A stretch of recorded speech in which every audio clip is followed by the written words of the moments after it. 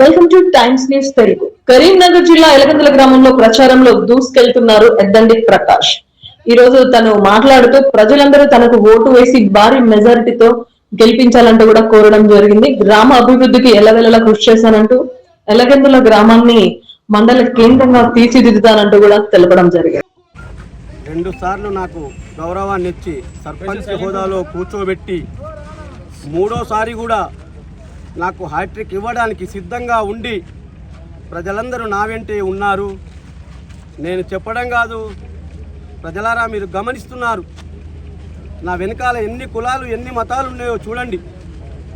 నేను చెడ్డ వ్యక్తినైతే అంతమంది నా వెంటాల రారు. నేను ప్రతిరోజు 200 మందితో ప్రచారం చేస్తున్నా.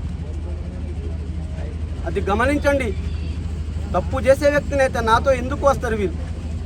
చెడు చేసే వ్యక్తినైతే నాతో ఎందుకు వస్తారు వీరు? ఆలోచన చేయండి.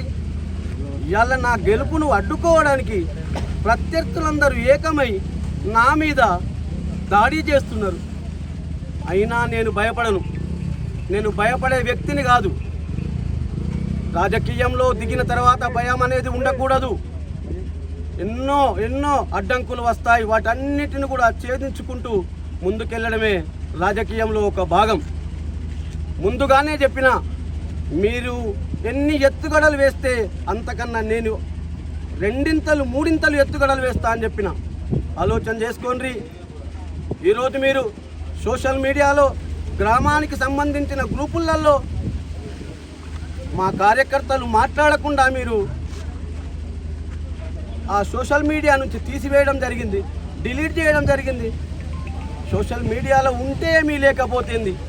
వారి మనసులో ఉన్న నేను, గ్రామం మనసులో ఉన్న ఎంతవరకు కరెక్ట్ మీరు ఆలోచన చేసుకోండి. సోషల్ మీడియా నుంచి ఎంతమందిని డిలీట్ చేస్తారు? ఎన్ని సోషల్ మీడియా నుంచి డిలీట్ చేస్తారు? అది పద్ధతి కాదు. అయినా కానీ నేను మీకు ఒక్క ఫోన్ కూడా చేసి అడగలేదు.